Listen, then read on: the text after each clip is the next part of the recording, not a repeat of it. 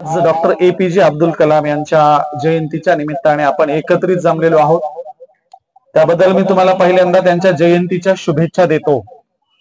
आजच्या दिवशी म्हणजे 1931 रोजी त्यांचा जन्म तामिळनाडूमध्ये झाला आणि तामिळनाडूतल्या अगदी छोट्याशा खेड्यातून तर देशाचं सर्वोच्च असणारं पद राष्ट्रपती पदापर्यंत त्यांचा प्रवास झाला. तर या एकूण प्रवासाचं काय गणित आहे? आपल्या देशात इतक्या साधारण खेड्यातला माणूस राष्ट्रपती पदापर्यंत कसा काय जाऊ शकतो?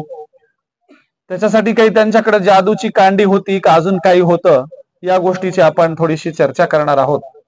आणि म्हणून मी सन्माननीय विचारपीठावरचे सर्व मान्यवर, आजच्या कार्यक्रमाला उपस्थित असणारे लेखक, साहित्यिक, प्रकाशक आणि सरांसारखे विद्यार्थ्यांना शिकवणारे, क्लास घेणारे रामप्रसादजी आंबोरे, त्याचबरोबर विचारपीठावर विराजमान असणारे पत्रकार आणि तुमच्या क्लासचे माजी विद्यार्थी शेख आझर, त्याचबरोबर विचारपीठावर विराजमान असणारे विद्यार्थ्यांचे प्रतिनिधी म्हणून उपस्थित असणारे प्रथमेशजी इंगळे आणि आपल्या समृद्धीताई, हसायला काय झालं रे, तर आपल्या ताई समृद्धीताई घंटलवार आणि आपल्या सहकारी मॅडम, त्याचबरोबर आपल्या क्लासचे आणि एकूण ह्या सगळ्या इन्स्टिट्यूटचे सर्वा विद्यार्थी मित्र, प्राध्यापक रफिक शेख, त्यांचे चिरंजीव आदनान आणि सगळे एकूण क्लासचे विद्यार्थी, क्लासचं नियोजन बघणारे आणि आपल्या सगळ्या परिवाराचे, या सगळ्यांच्या उपस्थितीमध्ये आज आपण एवढा चांगला कार्यक्रम घेतो आहोत. तसं दरवर्षी आपण कार्यक्रम घेतो आणि यावर्षी या कार्यक्रमाला विद्यार्थ्यांचे प्रतिनिधी म्हणून 2 विद्यार्थी देखील विचारपीठावर आहेत. त्यांचं सरांनी अगोदरही कौतुक केलं. या 2 विद्यार्थ्यांच्यासाठी आपण जोरदार टाळ्या वाजवून त्यांचं स्वागत करू. बघा मित्रांनो, अब्दुल कलाम यांचा असाच अगदी तुम्ही जशा पद्धतीने आज शिकायला आलात, अगदी साधारण खेड्यापाड्यातल्या एरिया सारखा आपला एरिया आहे, अशा एका साधारण एरियातून आपण जसे शिकतो तसंच प्रचंड खेडेगावातून अब्दुल कलाम यांचा लहानपणीची जडणघडण झाली. त्यांच्या आयुष्याला कलटणी देणारा कोणता प्रसंग असेल तर ते 5वीला असताना त्यांना सर पक्ष्यांच्या उडण्याचं काही टेक्नॉलॉजी गणित सांगत होते. पक्षी कसे उडतात, काय त्यांच्या पंखांमध्ये काय असतं, ते कसे काय उडान घेऊ शकतात. तर विद्यार्थ्यांना विज्ञानाची भाषा किंवा काय हायली उंचीवरचं सरांचं सांगणं काही कळत नव्हतं. मग सर म्हणले, चला तुम्हाला एकदा समुद्रकिनारी नेऊन पक्षी कसे उंच जातात, उडतात हे सगळं तुम्हाला दाखवतो. आणि मग काय झालं, त्यांच्या शाळेतल्या 5वीच्या सरांनी समुद्रकिनारी सगळ्या विद्यार्थ्यांना नेलं. त्याच्यामध्ये 5वीला असणारे अब्दुल कलाम होते. आणि मग ते सगळा निसर्ग दाखवला, पक्ष्यांचं उडणं दाखवलं, त्यामागचं विज्ञान सांगितलं, जास्तीत जास्त किती उंच उडान घेऊ शकतात किंवा वातावरणाच्या वर गेल्यावर पक्षी टिकू शकत नाही, माणूस टिकू शकत नाही, ऑक्सिजन विरळ असतं, अशा सगळ्या गोष्टी त्यांनी निसर्गात नेऊन सांगितल्या. आणि तेव्हा अब्दुल कलामांच्या डोक्यामध्ये निसर्ग, विज्ञान आणि काहीतरी वेगळं झालं पाहिजे असं त्यांच्या डोक्यात ते बीज रोवलं गेलं. आणि म्हणून त्यांनी पुढच्या शिक्षणामध्ये सगळ्यात वेगळ्या सायन्सच्या फील्ड मधून पुढे जात जात आपल्या देशाच्या शास्त्रज्ञ होण्यासाठीच्या ज्या ज्या डिग्र्या शिक्षण लागतं ते पूर्ण केलं आणि अशा पद्धतीने ते पहिल्यांदा शास्त्रज्ञ झाले. म्हणजे आपल्या देशाला मीडियामध्ये आल्याच्या नंतर, पॉलिटिक्स मध्ये आल्यानंतरच कुणीतरी कळतं अब्दुल कलाम आपल्या देशातल्या अर्ध्यापेक्षा जास्त लोकांना ते राष्ट्रपती होईपर्यंत शास्त्रज्ञ आहेत किंवा आणखीन काहीतरी मोठं कार्य करतात हे फारसं माहिती नव्हतं. ते राष्ट्रपती झाल्याच्या नंतर त्यांचा सगळा कार्याचा बायोडेटा, त्यांच्या एकूण कार्याचा सगळ्या पेपरला आलेल्या बातम्या आणि परिचय, याच्यातून लोकांना कळलं की ते फार मोठे शास्त्रज्ञ आहेत. आताही आपल्या देशामध्ये राजकारण सोडता शास्त्रज्ञ आणि चांगल्या क्षेत्रात काम करणाऱ्यांच्या फार काही मुलाखती येत नाहीत, सगळ्यांना काही माहिती नसतं. आणि मग लोकांना कळलं की किती साधारण परिस्थितीतून हा माणूस शास्त्रज्ञ झाला. आणि तुम्हाला सांगतो, राष्ट्रपती पदापेक्षा या देशासाठी काहीतरी करणं, शास्त्रज्ञ होणे हे सगळ्यात मोठी गोष्ट आहे. म्हणजे तुम्हाला एखाद्या राजकारण्याला प्रश्न विचारला, राष्ट्रपती मोठा का शास्त्रज्ञ मोठा, तर ते काय उत्तर देतील? किंवा तुमचं काय उत्तर असेल, शास्त्रज्ञ मोठा की राष्ट्रपती मोठा? आपल्याला मीडियाने डोक्यात घातले ना, आपल्याला काय वाटतं, और देशाचं सगळ्यात मोठं पद आहे राष्ट्रपती. पण आपलं जीवन सुखकर करण्यासाठी, आपल्या जीवनात काहीतरी उन्नती, विकास व्हावा यासाठी शास्त्रज्ञ जे झटतात, राबतात, नवे शोध लावतात, मी तुम्हाला सांगेल राष्ट्रपती पदापेक्षा शास्त्रज्ञ असणं जगातलं सगळ्यात मोठं कार्य आहे. आणि ते जगातलं सगळ्यात मोठं पद आहे, राष्ट्रपती पदापेक्षा शास्त्रज्ञ. आणि म्हणून ते अगोदर शास्त्रज्ञ होते. त्यांनी अनेक क्षेत्रात देशासाठी फार चांगले काम केले, चांगले बदल केले, आणि मग त्यांच्या ह्या चांगल्या कामगिरीबद्दल एकमुखाने एकमताने त्यांना राष्ट्रपती पदासाठी सुचवण्यात आलं आणि मग ते राष्ट्रपती झाले. बघा, ते शास्त्रज्ञ नसले असते किंवा कुठेतरी साधारण असले असते तर ते राष्ट्रपती होऊ शकले असते का? म्हणजे शास्त्रज्ञ असल्यामुळे राष्ट्रपती झाले, हे आपल्यासाठी विशेष महत्वाचं आहे. आणि म्हणून आपल्या डोक्यामध्ये आपण अशा प्रकारची प्रेरणा घेतली पाहिजे. आज आपण त्यांची जयंती का साजरी करतो आहोत? त्याचं पहिलं कारण, जयंती साजरी करण्याचं कारण काय, तर चांगल्या माणसांची जयंती घेऊन त्यांच्या जयंतीच्या दिवशी त्यांच्या जीवनातली काहीतरी गोष्ट आपण अंगीकारण्यासाठीची प्रेरणा घेणे. प्रेरणा घेण्यासाठी जयंती असते. जयंत्या कोण्या गुंडांच्या, डाकू लोकांच्या होतात का? जयंती एखाद्या पाकिटमाराची होती का? 100 वर्षापूर्वी एक मोठा पाकिटमार होऊन गेला आणि तुमची कथा, त्याची कथा मी तुम्हाला सांगतो, असं काही असतं का? जयंती गुंडांची होत नाही, आगाऊ वागणाऱ्यांची होत नाही, दारुड्यांची होत नाही, लोकांना मूर्ख बनवणाऱ्यांची होत नाही. या देशात जयंती म्हणजे जगातच जयंती कुणाची होते? चांगलं काम करणाऱ्यांची, दुसऱ्याचं जीवन सुखकर बनवणाऱ्यांची, दुसऱ्याच्या कामाला येणाऱ्यांची, काहीतरी मोटिवेटेड वर्क करणाऱ्यांची जयंती होते. आणि म्हणून आपल्याला अत्यंत मोटिवेशनल ज्यांनी आयुष्य व्यतीत केलं त्यांच्या पश्चात ते गेल्याच्या नंतर आपल्याला सातत्याने त्यांच्या जीवनातून मोटिवेशन मिळतं आणि म्हणून आपण त्यांची जयंती करतो आहोत. मग आज त्यांच्या जयंतीतून आपल्याला काय सबक घ्यायचा, शीख घ्यायची, काय शिकायचंय? तर परिस्थिती कशीही असू द्या, आपल्या घरी गरिबी असू द्या, श्रीमंती असू द्या, खायला काही नसू द्या, अभ्यासाला साधन नसू द्या, पुस्तक नसू द्या, काही टेबल खुर्ची नसू द्या, एसी रूम नसू द्या, स्पेशल अभ्यासाच्या सेवा सुविधा काही नसू द्या, तरी देखील अब्दुल कलामांसारखं शास्त्रज्ञापासून राष्ट्रपती पदापर्यंत मजल मारता येते. हे त्यांच्या जीवन चरित्रातून आज प्रेरणा घ्यायची. म्हणजे बघा, खूप मोठं होण्यासाठी वेगळं काही असावं लागतं का? मोठं होण्यासाठी घरी 4 व्हीलर असावी लागते का? अब्दुल कलामांच्या घरी 4 व्हीलर नव्हती सुरुवातीच्या शिक्षणाच्या काळात. मोठं होण्यासाठी घरी काही 5-10 कोटीची प्रॉपर्टी असावी लागते का? असं काही नाही. म्हणून श्रीमंत मोठं होण्यासाठी काहीतरी मोठा प्राध्यापक, प्राचार्य, डॉक्टर, वकील, इंजिनियर, शास्त्रज्ञ, राष्ट्रपती होण्यासाठी आपल्या जीवनात स्पेशल काहीतरी असावं अशी काही गरज नाही. फक्त काय पाहिजे? मनापासून जिद्द पाहिजे. जिद्दीच्या जोरावर कोणतीही अशक्य असणारी गोष्ट शक्य करून दाखवता येते. याचं जे आपल्याला गणित घालून दिलं, याचा जो आदर्श उभा केला तो अब्दुल कलाम यांनी. त्यांच्या जीवनात तुमच्यापेक्षा, अहो तुम्हाला तर फार चांगलंय, म्हणजे शिकवायला शिक्षक चांगले आहेत, क्लासरूम चांगले आहे, तुमचं विद्यार्थी मित्र सगळे सगळे चांगले आहेत. अब्दुल कलामांच्या काळामध्ये इतके मोकळे ढाकळे विद्यार्थी नव्हते, एकमेकांना समजून घेणारे विद्यार्थी नव्हते, म्हणून त्यांना पेपर वाटून शिक्षण शिकावं लागलं.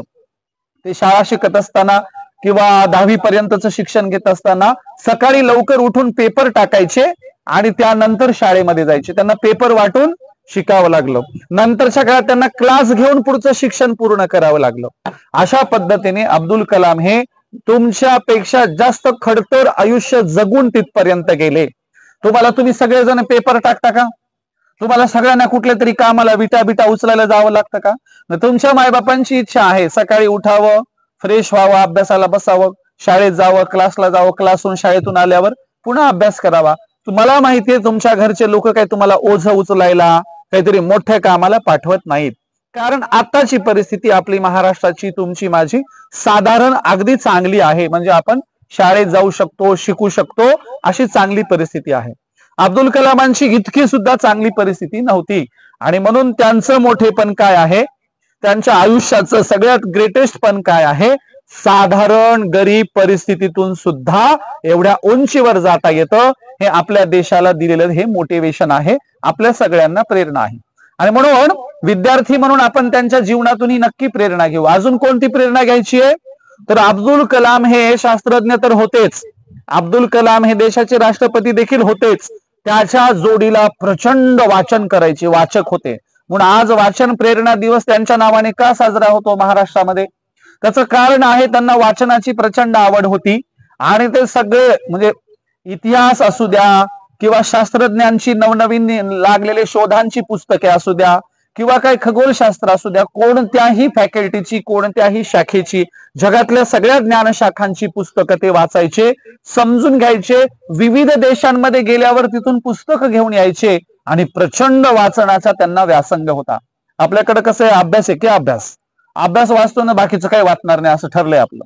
परंतु आता ठीक आहे, 10वी पर्यंतचा अभ्यासाचं वाचा, त्याच्यानंतर 10वीच्या नंतर 11वी 12वीच्या नंतर तुम्हाला अवांतर वाचनाची प्रचंड सवय ठेवावी लागेल. सगळ्या स्पर्धा परीक्षेला अपडेटेड विद्यार्थीच लागतात. अभ्यासाच्या बाहेरचं देखील आपल्याला जगाचं ज्ञान ठेवावं लागतं. आणि म्हणून अब्दुल कलामांच्याकडून आम्ही आणखीन एक प्रेरणा घेणार आहोत, ती म्हणजे वाचनाची प्रेरणा. आम्ही इथून पुढे आमची आता 10वीची चांगली परीक्षा झाल्याच्या नंतर पुढच्या काळामध्ये आम्ही सगळ्या क्षेत्रातली पुस्तके वाचणार, जास्तीत जास्त पुस्तकं वाचायचा प्रयत्न करणार आणि त्यातून जास्तीत जास्त मोटिवेशन घेणार. आता आपल्याला का वाचायची गरज आहे? कारण शालेय अभ्यासक्रम आपला कसा आहे, जेवढं सांगितलं तेवढं करायला लावतो. सेल्फ इंटेलेक्च्युअल आपली बुद्धिमत्ता विकसित होत नाही. आज आपल्याकडे जे स्टुडंट स्टेजवर बसवलेले आहेत ते स्वतः आणखीन वेगळा करतात, तुमच्याशी कन्व्हर्सेशन करतात. मी बघितलं आपला हा जो स्टुडंट आहे त्याचं आणि तुमच्या सगळ्यांचा कॉन्फिडन्स लेवल ह्याच्यामध्ये जमीन आसमानचा फरक आहे. त्याचा जो प्रथमेशचा जो कॉन्फिडन्स लेवल आहे, तुमच्या सगळ्यांशी डोळे घालून बोलतो, तुमच्या सगळ्यांना तिथून तो दम देऊ शकतो. हा कॉन्फिडन्स लेवल नाही, खरंच ही हसायची गोष्ट नाहीये. याच्या वयामध्ये मी तर एवढा बुजरा होतो, लाजरा होतो, घाबरणार. याच्या वयामध्ये स्टेजवर कुठे बसायची आमची डेअरिंग होते. तर त्याचा जो कॉन्फिडन्स लेवल आहे तुमच्या सगळ्यांचा असला पाहिजे. म्हणजे कसा, अगदी डोळे घालून पाहिलं पाहिजे, अगदी आपण समोरच्या समोर बोलायला शिकलं पाहिजे, लगेच उत्तर द्यायला शिकलं पाहिजे. हा कॉन्फिडन्स लेवल आपल्याला पाहिजे. आपल्यातला आत्मविश्वास असू द्या, आपल्यातला आत्मविश्वासच आपल्याला उंचीवर नेतो. ऐका रे, आपल्यातला आत्मविश्वास आपल्याला उंचीवर नेतो. आणि म्हणून आपण चांगल्या पद्धतीने, अशा पद्धतीने जगलं पाहिजे, वागलं पाहिजे. ज्याला आयुष्यात काहीतरी करून दाखवायचंय, ज्याला आयुष्यात मोठं व्हायचंय ना, त्यांना अशा प्रकारे वागलं पाहिजे. याला म्हणतात सेल्फ इंटेलेक्च्युअल बुद्धिमत्ता. त्याची बुद्धिमत्ता किंवा ताईंची बुद्धिमत्ता सेल्फ इंटेलेक्च्युअल आहे. आता सेल्फ इंटेलेक्च्युअलच्या विरुद्ध सांगतो. काही लोक कसे असतात, सांगितलं तेवढंच करते, धिम्म असते, मंद असते, काही घेणं देणं नाही.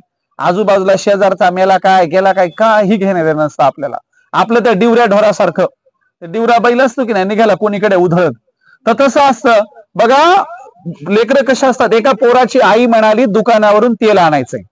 आई म्हणल्या बरोबर घरात गेला आणि तेलाचा जग उचलला, अर्ध्यात पळत गेला. लक्षात आलं कोणतं तेल आणायचं, डोक्याला लावायचं आणायचं का गोड तेल आणायचंय. पुन्हा वापस आला, मला आई तू नुसतं म्हणली तेल आणायचंय, कोणतं आणायचंय.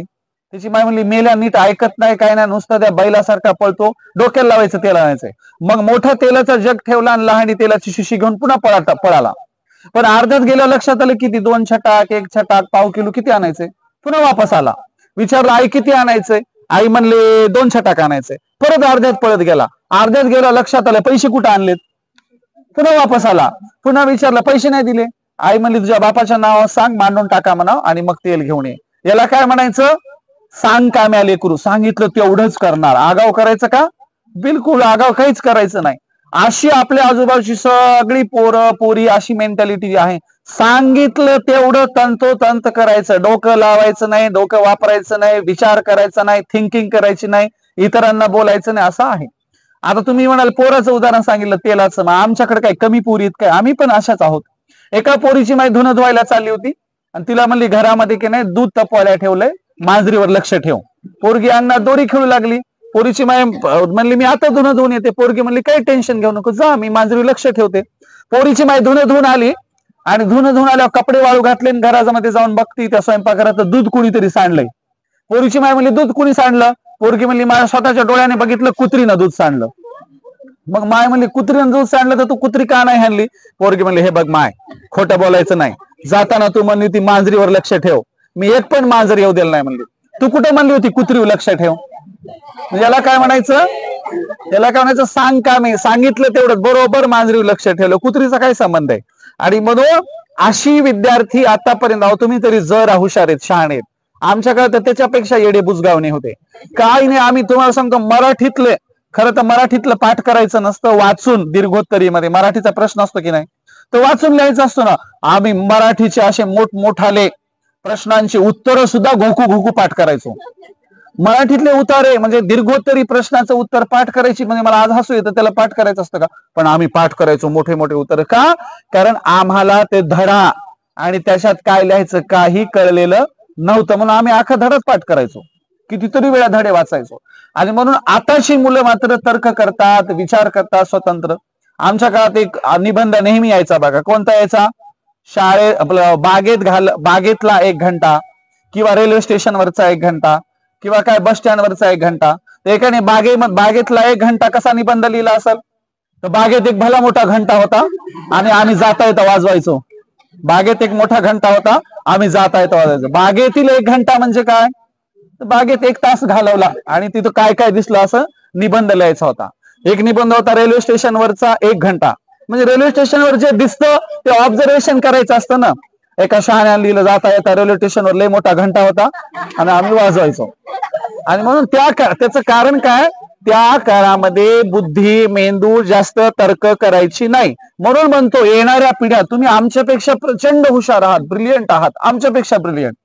परंतु त्या काळामध्ये तसं नव्हतं. तुम्ही ब्रिलियंट का आहात? तर तुमच्या काळात वेगवेगळी साधने, टीव्ही आहे, मोबाईल आहे, युट्यूब आहे, सगळी आजूबाजूची साधने आहेत. ही साधनं तुम्ही वापरता, त्याच्यामुळे तुम्ही जुन्या पिढीपेक्षा नवी पिढी हुशार असते. आणि मी सगळीकडे सांगत आलोय की ह्या आताच्या पिढ्या प्रचंड हुशार आहेत, ब्रिलियंट आहेत. त्यांच्या समोर फक्त चांगले आदर्श उभं करायची गरज आहे. म्हणून डॉक्टर APJ अब्दुल कलाम असतील, अभ्यासाच्या ज्ञानाच्या क्षेत्रातलं प्रतीक आहेत. भगतसिंग असतील, अभ्यासाच्या ज्ञानाच्या क्षेत्रातलं प्रतीक आहेत. अहो, भगतसिंगांचं तर असे फासावर चाललेत, फासावर लटकवण्यासाठी 2 मिनिटं बाकी आहेत. 2 मिनिटं वेळ झाला, तो जल्लाद न्यायला आला, चला म्हणला भगतसिंग तुम्हाला फासावर द्यायचंय. तेव्हा भगतसिंग काय म्हणतात? अहो थांबा, मी एक लेनिनचं चरित्र वाचतोय आणि त्याचं शेवटचं पान चालू आहे, शेवटच्या पानातला शेवटचा उतारा चालू आहे, हे सगळं पूर्ण करतो मग फासावर जातो. आता मला सांगा, शेवटी फासावरच जायचंय, त्या वाचलेल्या पुस्तकाचा काही फायदा होणार आहे का?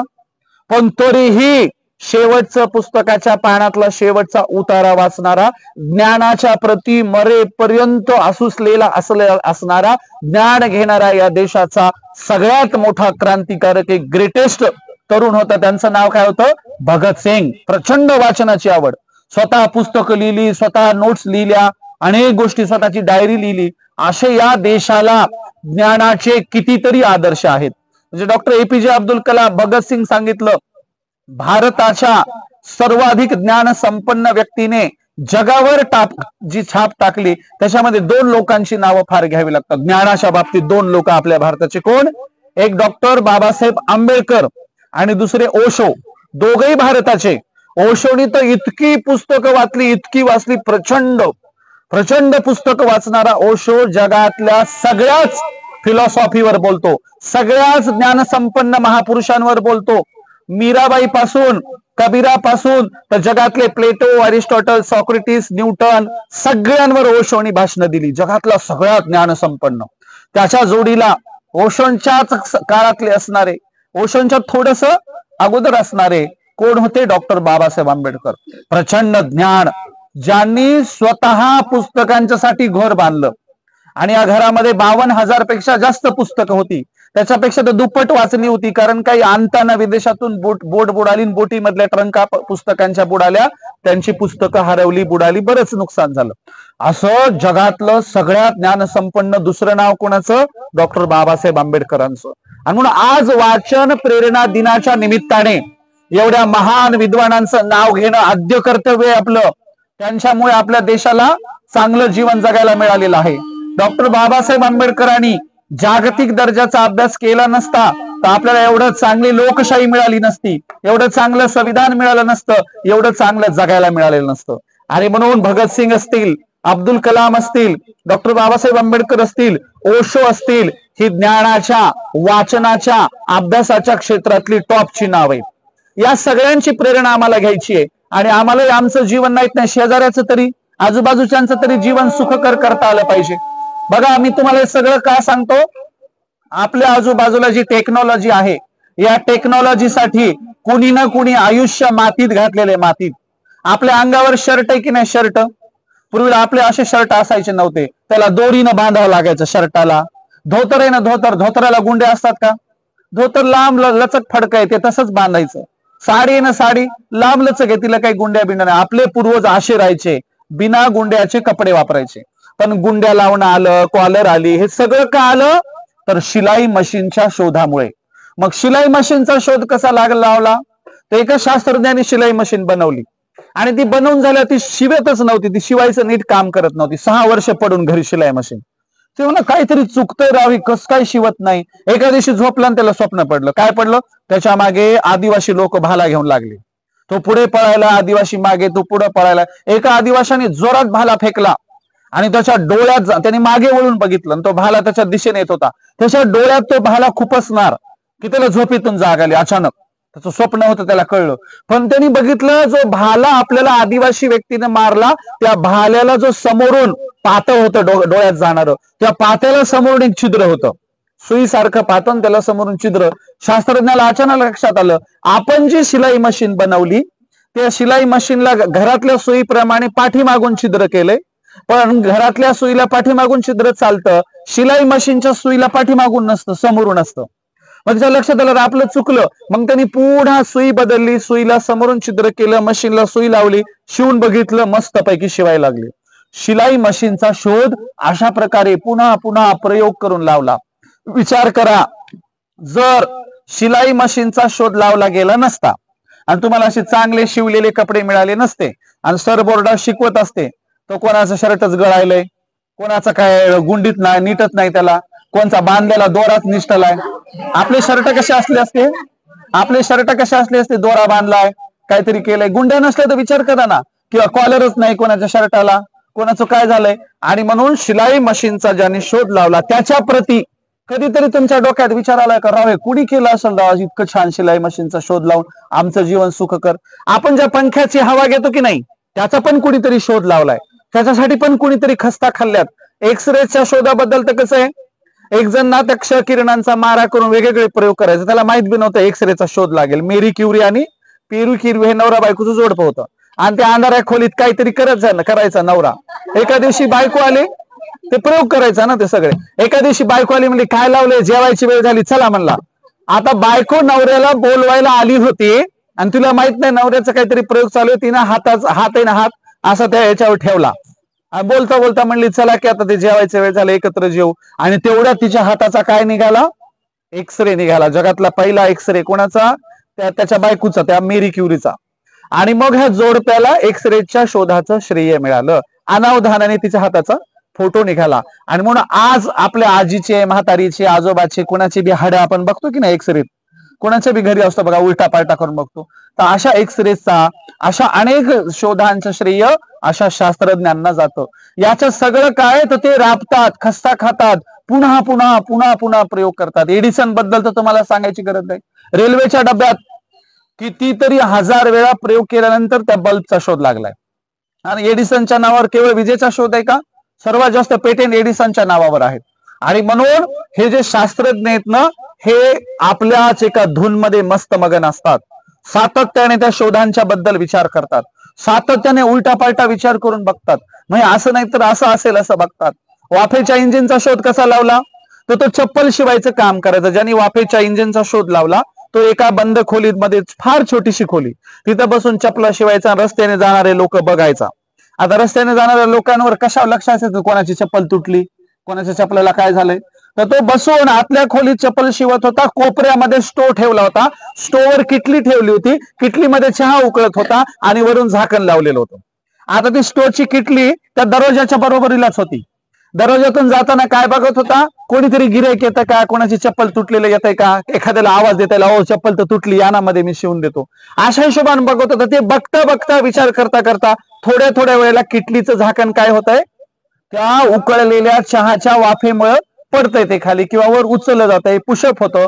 अशा त्याच्या बघण्यातून, निरीक्षणातून कशाचा शोध लागला, वाफेच्या इंजिनचा शोध लागला. बघा, आपल्याला तर 1000 वेळा त्या चहाच्या किटलीचं झाकण बी पाहिलंय आणि सगळ्या गोष्टी आपण बघल्या, पण डोकं वापरले का कधी? काय आपल्याला तर्क नावाचा, आपला काही तर्काचा संबंध आहे का? बघा, एका विदेशातल्या पोराने त्याच्या माईला प्रश्न केला, आई त्या नारळामध्ये पाणी कसं काय असतं. विदेशातल्या पोराने त्याच्या माईला प्रश्न केला, आई नारळात पाणी का असतं. आपले पोराने त्याच्या माईला घरी जाऊन प्रश्न केला, काय म्हणला, आई नारळात पाणी का असतं? आपल्या माईनं ठरलेलं उत्तर असतं, आजीकडून, तिच्या आजीकडून आलेलं उत्तर असतं. आपली माय काय म्हणली? देवाची करणी नारळात पाणी. टेन्शनच मिटलं. पण एक पोरग लय हुशार होतं. ते मला मग काही काही नारळात कस काय पाणी नसतंय? सगळ्या नारळात असते असं थोडंच आहे, काही नसतंय. मग त्याची माय त्याच्यान हुशार म्हणली, देवाची करणी काही नारळात नसतंय पाणी. आपल्याकडे ठरलेले उत्तर आहेत. आकाशात का गडगडतंय बरं? आकाशात का गडगडतंय? आपल्याकडे खेड्यात, आमच्याकडे लहानपणी म्हणायचे म्हातारी दळती म्हणली म्हणून आवाज येतोय आकाशात गडगडल्या. असा आपला विज्ञानाचा तर्काचा काही संबंध आहे का? काही नाही. अभ्यासात विज्ञान आहे, घरामध्ये नाही. विदेशातल्या पोराने विचारलं की आई नारळात पाणी का असतं? आई म्हणली जा अंगणातल्या गवताचे मुळासगट 2 रोपटे उपटून आण. तिने उपटून आणले, मुळासगट 2 रोपटे आणले. आणल्यावर आई म्हणली 2 काचाचे पाण्याने भरलेले ग्लास घे आणि त्या खिडकीत ठेव. खिडकीत ठेवले. ते उपटलेले रोपटे दोन्ही एकाच ग्लासात टाकले, एक ग्लास रिकामा ठेवला. 8 दिवस गेले. आईने पोराला बोलवलं, निरीक्षण कर म्हणले त्या काचाच्या ग्लासांचं. पोराने निरीक्षण केलं.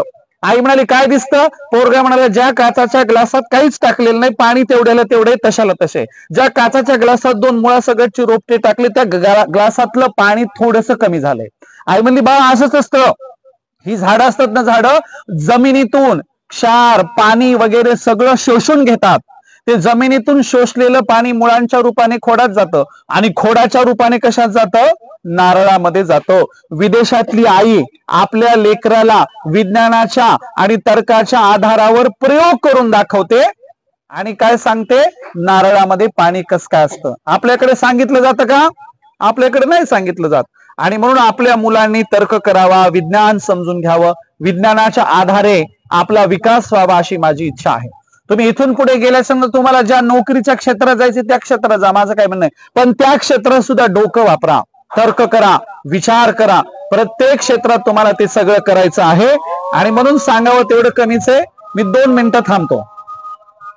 आजर पाणी घे ना. वेगळं असलं पाहिजे, तरबेज असलं पाहिजे, जास्तीत जास्त मल्टिपल असलं पाहिजे. पूर्वीच्या काळी होतं मल्टिपल नसला तरी चालून जायचं, एका गुणावर तुम्हाला काहीतरी मोठं होता यायचंय. पण आता तुमच्या अंगी मल्टिपल गुण असले पाहिजे. कम्प्युटर चालवताना बघा एकाच वेळेला अनेक विंडोज ओपन करता येतात. कम्प्युटर चालवताना तुम्ही गाणे ऐकू शकता किंवा तुमचं काहीतरी वर्क चालू आहे ते करू शकता. अजून लगेच गुगलचा एखादा विंडो, वेगळी विंडो उघडू शकता. कम्प्युटर चालवताना अनेक मल्टिपल्स विंडो उघडून ज्याप्रमाणे वर्क करता येतं त्याचप्रमाणे तुमच्या सुद्धा व्यक्तिमत्वाचे अनेक शेड असतात. तुमच्या व्यक्तिमत्वात अनेक विंडोज असतात. त्या सगळ्या विंडो तुम्हाला ओपन करून चांगल्या प्रकारे स्वतःला डेव्हलप करता आलं पाहिजे. तुमचं कम्युनिकेशन स्किल खूप चांगलं असलं पाहिजे. तुमच्यामध्ये एखादा कलागुण असेल तर तो कलागुण चांगल्या प्रकारचा असला पाहिजे. आणि म्हणून मी नेहमी सांगतो की आपण चांगल्या प्रकारे सगळ्या क्षेत्रात तरबेज असलं पाहिजे. अभ्यासक्रमाबद्दल मी आता काही फार बोलणार नाही, तुमच्यासाठी 10वीला फार महत्वाचं आहे. पण ह्या तुमच्या एकूण ग्रॅज्युएशन पर्यंतच्या अभ्यासक्रमावर माझा विश्वास नाही. तर निव्वळ येडपटे बोलके पोपट बनवणारे पीजी झालेल्या पोराला सुद्धा 10 मिनिटं इथं बोलता येत नाही. भारतात पीजी झालेल्या, डॉक्टरेट झालेल्या एखाद्याला समोर बोलवल्यावर 10 ते 20 मिनिटं बोलता येऊ नये. तर काही चाटायचं का हे सगळं एवढं शिक्षण? पण ठीक आहे, आता तुमच्यासाठी ते महत्वाचं आहे. आणि म्हणून तुम्हाला सांगतो, बोलके पोपट कसे असतात बघा, पोपटाला शिकवतात बोलायला. आता तुम्हाला पण ना ग्रॅज्युएशन पर्यंत बोलके पोपट बनवलं जातं. तुमचा आणि नंतर नोकरीच्या क्षेत्रातला अनुभवाचा काही त्या अभ्यासाचा काही संबंध नसतो. एक जणांनी पोपट पाळला होता, त्याच्या पोपटाला शिकवलं होतं या बसा राम राम. आता तुम्हाला माहितीये पोपटाला जेवढं बोलायला शिकवलं ते बिचारा तेवढंच बोलतो. मग त्या ज्या माणसाने पोपट पाळलाय त्याच्या घरची म्हातारी मेली होती आणि सुतकात रामराम घालणे पोपटाला कुठे कळतं? त्याला काय दिमाग काय का? मग त्या अंत्यविधीला पाहुणे आले, पोपट पिंजऱ्यातून म्हणायला या बसा राम राम. मग ते मालक जो होता तो पोपटाचा, तो पिंजऱ्याकडे गेला, मला तसं म्हणू नये आमच्याकडे म्हातारी मेली. परत दुसऱ्या दिवशी अंत्यविधीला राख सावडायला माणसं आले, प्रत्येकाला पोपट पिंजऱ्यातून या बसा राम राम. मालक प्रत्येक वेळी जायचं आणि म्हणायचं तसं म्हणू नये आपल्याकडे म्हातारी मेली. परत तिसऱ्या दिवशी असं 10 दिवस सुतक फिटेपर्यंत पाहुणे आले की पोपट पिंजऱ्यातून म्हणायचा या बसा राम राम आणि मालक जाऊन म्हणायचा तसं म्हणू नये आपल्याकडे म्हातारी मेली. 1 वर्षाच्या नंतर ज्यांनी पोपट पाळलाय त्याच्याकडे एक पाहुणा आला 1 वर्षाच्या नंतर, आणि पाहुण्याला माहिती होतं यांचा पोपट लय हुशार आहे, राम राम घालतो. पाहुणाच पिंजऱ्याच्या जवळ गेला आणि पिंजऱ्यातल्या पोपटाला म्हणाला राम राम. पोपट म्हणला तसं म्हणू नये आमच्याकडे म्हातारी मेली. पोपट काय शिकला? पोपट मालकाचं एवढं शिकला तसं म्हणून आपल्याकडे म्हातारी मेली. त्यानं पूर्वीच शिकलेलं दिलं सोडून. असाही कार्यक्रम. एक जण ना बोली लावली होती मस्त गर्दीमधून, लय वेगळा पोपट आहे म्हणलं, याच्याकडे लय गुण येतो असं तसं सांगितलं आणि गर्दीतून बोली सुरू झाली. पोपटाची किंमत 1000, 1000. मग पुन्हा गर्दीतून आवाज आला 2000. एक माणूस आला, वाटलं पोपटावर बोली लावणे, तो गर्दीच्या बाहेर अलीकडे होता. ते लांबूनच हात वरून कर म्हणायचा 3000. त्या गर्दीतून आवाज यायचा 3001, 3002, पुन्हा गर्दीतून आवाज यायचा 4000. असं करत करत चांगला 1 लाखापर्यंत बोली गेली. हे बाहेरून लांबून जे गर्दीच्या बाहेर उभं राहून बोली लावले ते म्हणला काही कहो घेणारच. 1,10,000ला घेतला, पोपटाला घेतला, पिंजरा सगळं घेऊन निघाला. रस्त्याने जाताना रस्त्याने त्या पोपटाला म्हणा, अरे बोल की रे, काहीच बोल ना, तुला 1,10,000 घेतलाय. ते पोपट म्हणला, मग आतून गर्दीतून बोली कोण लावत होतं? मीच लावत होता म्हणला. तुम्हाला कळला का? जो पोपटानेच ती बोली लावली, त्याला तेवढं शिकवलं होतं. तो 1 लाखापर्यंतची बोली होती, त्याने बोलला. मालक म्हणला, असं तू बोलत होता का? ते मला आता 1 लाखाच्या वर काही बोलू शकत नाही म्हणला, मला येतच नाही. पोपट हे बोलके पोपट असतात. त्यांना जेवढं बोलायला शिकवलं जातं तेवढेच बोलतात. भारतातले सगळे विद्यार्थी, भारतातले सगळे जे तर्क करत नाहीत ते बोलके पोपट आहेत. ते रट्टा मारतात. त्यांचा व्यवहाराशी जीवनाशी काही संबंध नसतो. आणि म्हणून तुम्ही सर्व गुण संपन्न व्हावं, स्वतंत्र थिंकिंग करणारं व्हावं, स्वतःचं मत मांडावं. मत घरात म्हणलं पाहिजे, मम्मी पप्पा आई वडील मला पण माझं मत आहे, स्वतःचं मत मांडलं पाहिजे, स्वतःचं ओपिनियन द्यायला शिकलं पाहिजे, तरच तुम्ही खऱ्या अर्थाने माणूस आहात. अन्यथा सगळे बोलक्या पोपटांसारखं आहे. आणि म्हणून आणि हे बघा, शहाणपण हे काही 40-50च्या नंतर येऊन काय फायदा नसतो. बऱ्याच जणांना म्हातारपणा शहाणपण येत, आता काय उपयोग, सगळं वय गेलं. एका गावामध्ये आम्ही गेलो, कार्यक्रम होता माझा कीर्तनाचा, एक म्हातारा वट्ट्यावर बसलेला होता. म्हातारा, त्याला म्हणलं का अमुक अमुक माणसाचं घर कुठे? ते मला असं सरळ जा, मग एक वडाचं झाड येईल, मग उजवीकडे वळा, मग पार येईल, मग डावीकडे वळा, मग पुन्हा सरळ या, असं त्याने सांगितलं. मग त्याने सांगितलेल्या पत्तावर आम्ही गेलो आणि फिरून फिरून शेवटी त्याच्या वट्ट्यापाशी ते जिथं बसले तिथंच आलो. त्याला म्हणलं का असा कसा पत्ता सांगितला? आम्ही पुन्हा गावातून फिरून तुमच्यापाशी झालो. ते म्हणला, माझं कोणी ऐकित आहे का नाही चेक करू लागलो म्हणला. अरे म्हातारपणा तुझं कोणी ऐकून काय फायदा? आयुष्य घालवलं असं, आता काय चेक करायला म्हणलं. म्हणून अशा सगळ्या प्रथा परंपरा आपल्या आजूबाजूला आहेत. अशा अत्यंत जम्बलिंग असलेल्या देशात जन्माला आलोय आपण. जम्बलिंग म्हणजे काय? कोणाचं कोणाला मेळ नाही, ना प्रथेचा मेळ आहे ना परंपरेचा. अभ्यासक्रमात बघा बरं काय, आपल्या शाळेची पहिली प्रतिज्ञा उघडा, काय? भारत माझा देश आहे, सारे भारतीय माझे. असं कधी म्हणतो? पुढच्याला लाद घालता घालता. रांगेत उभा असतो ते काय नीट उभं राहत नाही. आपण काय म्हणतो? सारे भारतीय माझे बांधव, त्याच्या गच्चीला धरतो. बांधव बी म्हणायचं आणि हाणायचं बी धरून त्याला. असे त्याच्या पुढे काय? भारतातील विविध प्रथा परंपरांचा मला अभिमान आहे. कोणत्या परंपरांचा? तर्क करायचा नाही, विज्ञानाचा वापर करायचा नाही. आलय बापजाद्यांकडून ती प्रथा परंपरा पुढे न्यायची, अवैज्ञानिक वागायचं, अनसायंटिफिक वागायचं, असल्या कोणत्या बी प्रथा परंपरा पुढे चालायच्या. त्याचा मला काय अभिमान आहे. आता भारत माझा देश आहे म्हणायला लावणं तुमच्यासाठी ठीक आहे, पण ज्या भटक्या विमुक्ताला पाऊल ठेवण्यासाठी इंचभर जमीन नाही, ज्या भटक्यांना, जंगली लोकांना, आदिवासी लोकांना राहायला स्वतःचं घर नाही, इंचभर जमीन नाही, त्याला प्रतिज्ञेत काय म्हणायला लावलं जातो? भारत माझा देश आहे. अरे त्याला माझा म्हणणे इतपत पाय ठेवायला जागा आहे का त्याच्याकडं? आणि म्हणून या देशाची ही सगळी जम्बलिंग प्रथा परंपरा, कोणाचा कोणाला मेळ नाही असं चाललेलं आहे. अशा काळात तुम्ही देशात आशादायी वातावरण निर्माण कराल, देशाला चांगल्या उंचीवर न्याल, देशाचा चांगला विकास कराल, अशी तुमच्याकडून अपेक्षा करतो. कबीर म्हणाले होते, कबीरांच्या दोह्याने समारोप करतो. कबीर म्हणाले होते, जब हम पैदा हुए, जब हम पैदा हुए हम रोए जग हसे, ऐसी करनी कर चलो हम हसे जग रोए. म्हणजे काय? तर लेकरू जन्माला आल्यावर लेकरू रडत असतं, लेकरू जन्माला आल्यावर लेकरू रडतं, पण सगळं घर खुश असतं, आनंदी असतात. लेकरू झालं, लेकरू झालं, लेकरू झालं, तो लेकरू रडत असतं. कबीर म्हणतात, जन्मले असं असतं. आणि मरताना कसं असावं? तर मरताना आपल्या चेहऱ्यावर हसणं असावं. हसत मेला, कोणी बघायला अरे मुर्दात हसायला असं वाटलं पाहिजे. मरताना आपल्या चेहऱ्यावर हसू असावं आणि लोक आपल्यासाठी रडावेत. लोकांनी म्हणावं, किती ग्रेट माणूस होता, अजून 10 वर्ष जगायला पाहिजे, किती भारी माणूस होता. लोकांनी आपल्यासाठी रडावं आणि आपल्या चेहऱ्यावर मरण्याचा आनंद असावा. असं आपण काहीतरी चांगलं करावं, असं कबीरांचं म्हणणं आहे. तुम्ही सुद्धा जाताना काहीतरी चांगलं कराल. वाचन प्रेरणा दिनाच्या निमित्ताने 1-1, 2-2 तरी पुस्तकं वाचाल. 10वी झाल्याच्या नंतर भरपूर पुस्तकं वाचायला घ्याल. 12वी झाल्यानंतर तुमची प्रत्येकाची किमान 2-2, 3-3 हजार पुस्तकांची लायब्ररी असावी. अशी तुमच्याकडून अपेक्षा करतो. माझ्याकडे स्वतःकडे एक रूम भरून पुस्तक आहेत, कम्प्लीट एक रूम भरून. मी ग्रॅज्युएशनला फर्स्ट इयर सेकंड इयरला असताना मला नेहमी 2 किंवा 3 रूम कराव्या लागायच्या. 2 किंवा 3 रूम कशाला, आता शिकायला एका रूम मध्ये बस होईल ना, मला तर माझ्या स्वतःसाठी रूम करावं लागायची. कशासाठी, तर 2 रूम म्हणजे 2 केल्या तर 1 रूम पुस्तकांच्यासाठी, स्वतंत्र मला पुस्तकांच्यासाठी किरायानं रूम कराव्या लागायचे. एवढे माझ्याकडे पुस्तक आहेत. आता पण कधी माझ्याकडे कुणी विद्यार्थी म्हणून या, 1 रूम भरून कम्प्लीट पुस्तक आहेत. रकाने कसे आहेत, हा मोटिवेशनल रकाना, दुसरा रकाना कसा आहे, हा साहित्याचा रकाना, तिसरा रकाना कसा आहे, हा सुफिझमचा रकाना, चौथा रकाना कसा आहे, फुले शाहू आंबेडकरांची पुस्तकं, पाचवा रकाना कसा आहे, वारकरी चळवळीची पुस्तकं, सहावा रकाना कसा आहे, लिंगायत धर्म महानुभव परंपरेची पुस्तकं, सातवा रकाना कसा आहे, जगातल्या सगळ्या शास्त्रज्ञांची चरित्र, आठवा रकाना कसा आहे, निसर्गाबद्दलची किंवा खगोलशास्त्राची किंवा भौतिकतेची भूगोलाची माहिती देणारा रकाना, एक रकाना कसं आहे, मार्क्सवादाची पुस्तके, एक रकाना कसं आहे, बुद्धिझमची, जगातल्या सगळ्या बौद्ध लेखकांची पुस्तके. अशी स्वतंत्र कप्पे आणि रकाना असलेली लायब्ररी आहे. कारण तुम्हाला सरांकडे माहिती आहे, सरांची सुद्धा अशी सगळे स्वतंत्र कप्पे असणारे सरांच्याकडे सुद्धा पुस्तके रकाने आहेत.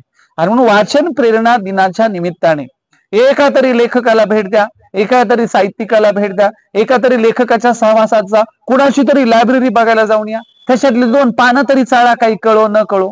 म्हणून आपण या दिशेने मार्गक्रमण कराल अशी अपेक्षा करतो आणि थांबतो. धन्यवाद. जय भारत.